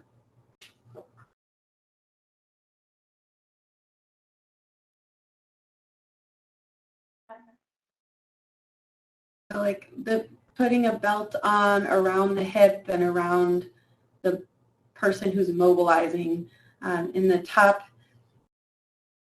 We use like a Mulligan technique, like a mobilize of the hip joint. Yeah, use a belt for support. Yeah, exactly. This, in these situations, I mean, they're Mulligan-esque in that, like, sometimes you're moving the leg, like if you're moving the hip into flexion and mobilizing inferiorly, or in the picture on the third one from the right on the top there, where her hip is in a bit of external rotation. Mobilize and move at the same time. Some of them are kind of static, like the picture, the second picture on the top, where she's in sort of a hook lying position. that one's more of a static mobilization. But the other ones, yeah, can be done like a mulligan technique, like you said. Great. Any questions about those?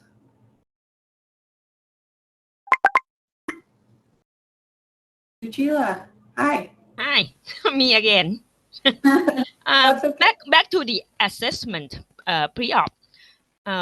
Would you tell us more detail about the Y balance test and any protocol for the stat test, stat climbing test before surgery? Yeah, so the Y balance test is a test that's used to assess a patient's ability to stabilize and move a slider, essentially. Suchila, have you done the Y balance test before?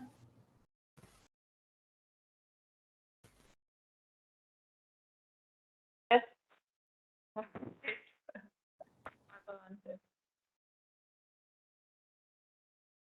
Well, I think some of you use it, right? But basically, like you're standing on one leg and you're pushing a slider along a bar forward as far as you can, and objectively, we as the provider are measuring how far they can move that slider. So they're pushing it.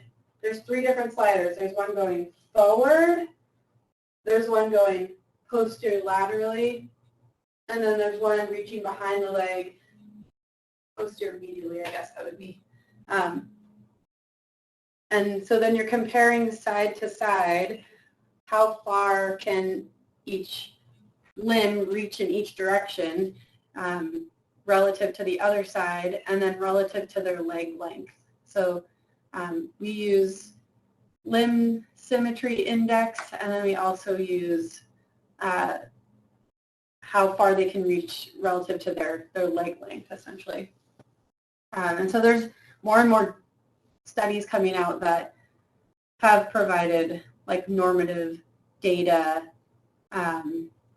Like for example, if a patient has a more than 4 centimeter reach difference going anteriorly, the limb that is able to move less far is at greater risk for injury. So you would use that as a way to say, okay, we need to rehabilitate that limb better so that you can reach further compared to what you can do with your other side. So I think it would be great to be able to do the Y balance test before surgery to have a sense of what they're able to do beforehand, and then test it at various intervals after surgery to say, you know, you got a little worse after surgery, but then you've gotten better, and now you're doing even better than you were before surgery. So clearly surgery had a positive impact on surgery, and rehab had a positive impact on how well you were able to perform, at least on this test. And was there another test that you had a question on? The protocol for the stair climbing test, stair climbing. The stair test before surgery, go up and down stair. Oh, the stair test? Do you have any protocol? Well, so we have like one of those rehab stairs in our gym, which is just those like wooden staircase with just the 4 steps, and I think there's 6-inch stairs. I don't know if there's any normative data for that. So we just assess how well can a patient go up that staircase and back down, and we document, you know, how long it takes them to go up the stairs and what pattern they choose to use, if they go step 2 or if they can do it step over step. So we time them. And then if they're able to go step over step, then we have this other big staircase in our gym. And so we just use that and time them again to see how well they can go up and come back down. Obviously, that's not going to be standardized because that staircase is specific to our gym. But if we retest on that same staircase every time, if they're showing us that they can go faster and faster or move with a better pattern, then we know that they're getting better. So it's not like fully standardized, but at least we're able to demonstrate change over time on the same staircase for the same patient. the staircase, they cannot use the support, like they cannot support the rail or anything, right? Just walk, or they Again, can. we allow them to use the rail and just document what they do. So if a patient is comfortable doing it without the rail, then we would ask them to not use the rail if they can. But if they need the rail, we just say they use the rail with one hand or both hands, or used a cane on one side, or whatever the case is. So because again, it's not like a truly standardized test, we're okay with it being a little different for each patient.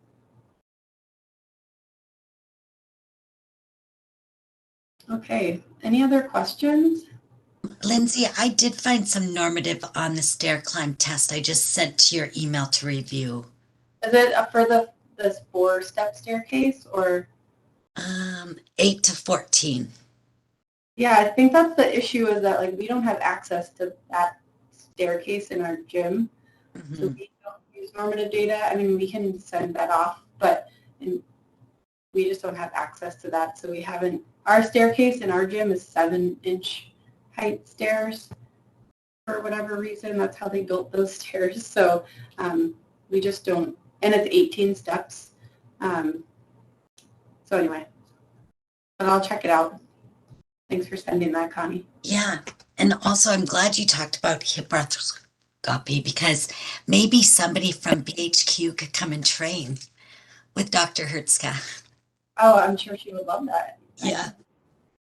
Like I said, it's getting to be a more popular surgery, and I think it seems like it's an underdiagnosed problem.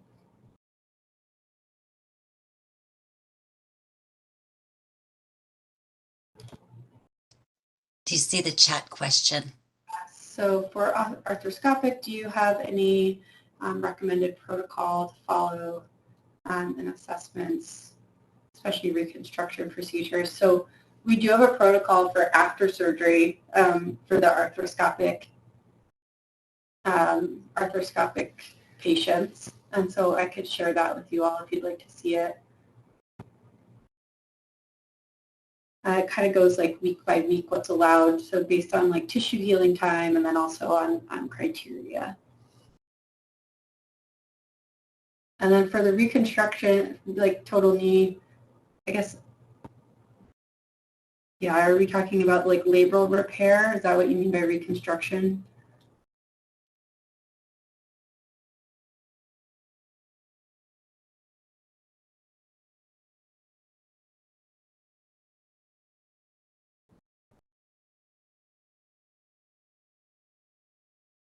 We're in the process of... We have time for only one more question. Any question from all sides?